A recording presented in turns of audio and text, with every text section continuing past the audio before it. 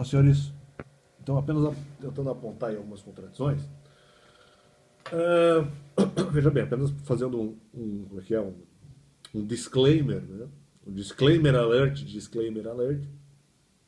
Eu não sou favorável a nenhum tipo de crédito social, para que eventualmente as pessoas sejam punidas exatamente dentro daquilo que fizeram, mas e que isso seja inserível, vamos dizer assim, a partir de algum tipo de tecnologia, e daí ela só pode ser punida exatamente porque agora o governo sabe exatamente, ou não só o governo, né, quem esteja no controle, saiba exatamente qual é o tipo de punição que tem que ser aplicada àquela pessoa. Não sou favorável a quaisquer tipos de métodos de controle ou de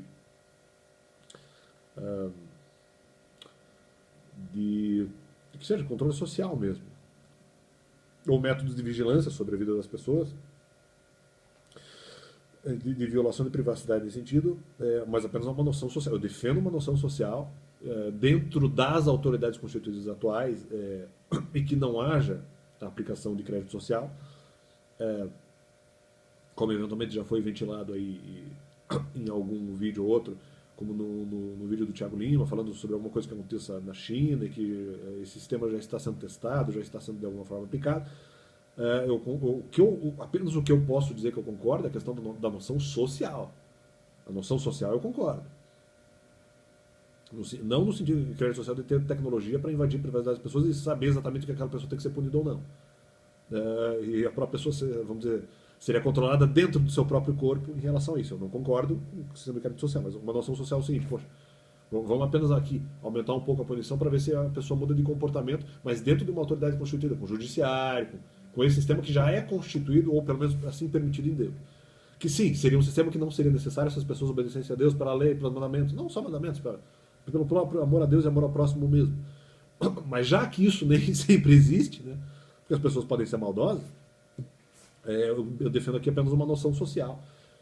E não sem o uso de tecnologia para ficar vigiando a vida das pessoas, no sentido de agora vamos aqui aplicar a punição que ajusta a pessoa, porque agora eu sei qual é a punição que ajusta a pessoa, porque ela tem uma tarja tecnológica na cabeça dela, que ela tem que ser punida de determinada forma e que determinados documentos dela não possam ser utilizados.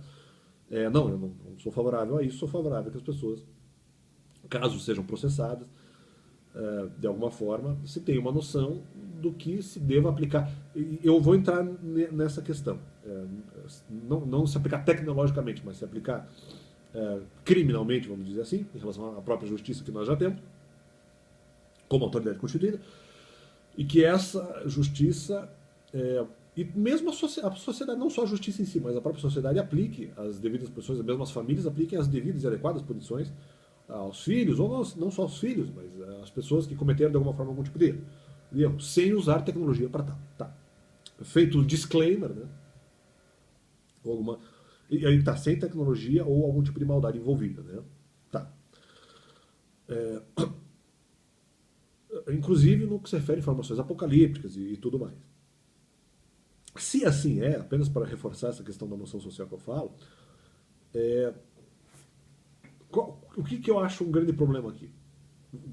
Na minha visão, que eu não concordo. Estão dizendo o seguinte: se não existe o mal que não sofra, necessariamente é justo, já que essa pessoa continuar sendo mal, seria justo você eventualmente aplicar punições a mais, para que eventualmente essa pessoa não seja punida apenas dentro da justiça, mas para que ela possa lutar contra o mal. É meio essa a ideia. Né?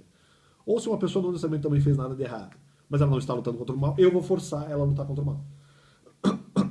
Mas algumas pessoas eventualmente não precisariam lutar contra o mal, porque na região delas não necessariamente há o mal, e elas não foram chamadas para resolver o mal de outra localidade que elas nem sabem que tem o mal lá. Até porque seria uma localidade, de repente, muito, muito distante e tal. Mas essas são, vamos dizer, exceções. De regra, se há maldade, você teria que lutar contra a maldade para você não se omitir.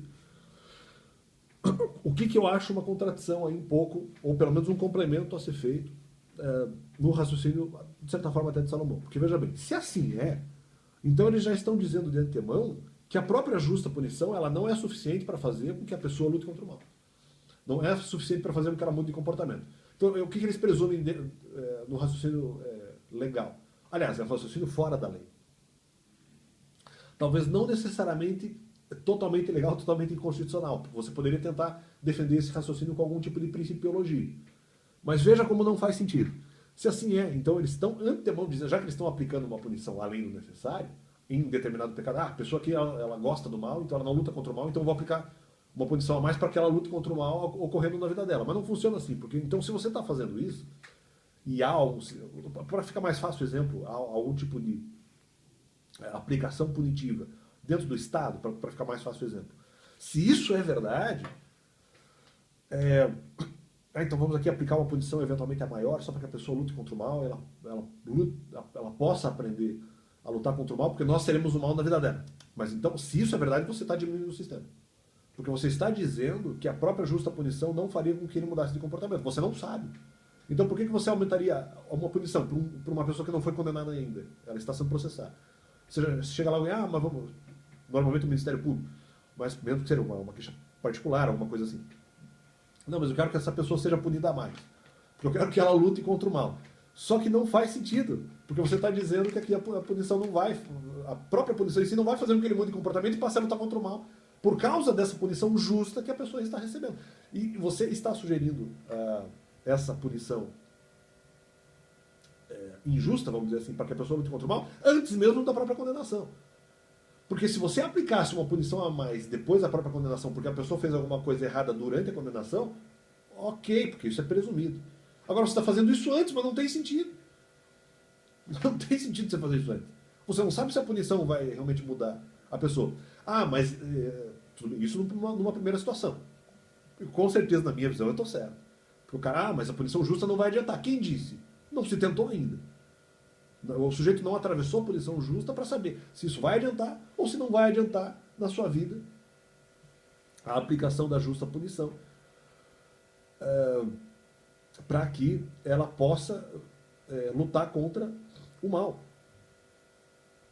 Para que ela possa aprender a lutar contra o mal ou aprender a ter um comportamento melhor.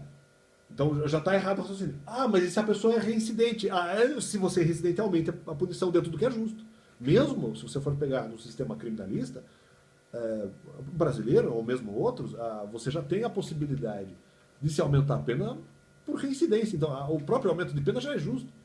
Ou pelo menos, se não aumenta a pena, faz com que o condenado tenha menos privilégios, entre aspas, porque ele já teria na cadeia. Não privilégios assim, né? De repente corta uma possibilidade de diminuição de pena,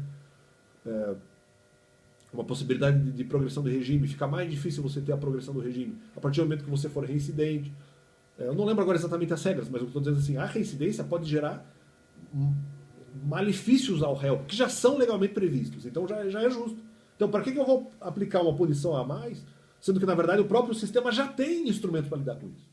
E eventualmente, inclusive, se for a situação, talvez não no sistema brasileiro, mas outros aumentos de pena eventualmente previstos, mesmo que seja em outro sistema internacional. No brasileiro agora não lembro, não vou lembrar exatamente as regras, mas funciona desse jeito. Essa é a questão. Ué, tudo bem, o sujeito não é reincidente.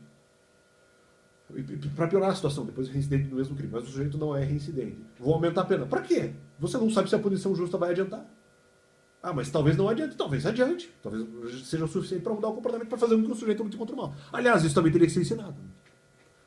Que daí entra na questão ali do caso do índio e tal. Se o cara também... Outra exceção. O cara não sabe que ele tem que lutar contra o mal. Como é que ele vai lutar? Ele não conhece a doutrina. Para ele é muito mais difícil. Primeiro ponto. Segundo ponto. Retornando à questão criminal. Pô, peraí. O sujeito vai ser punido. Tá. Vai ser punido a mais para que ele lute contra o mal. Mas ele não precisa. A punição já adiantaria. Você já está errado.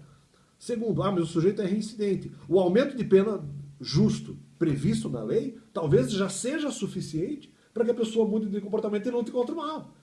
Ela não precisa do seu aumento de pena, ela precisa do aumento de pena eventualmente justo. O sujeito, vamos supor agora o caso infantil.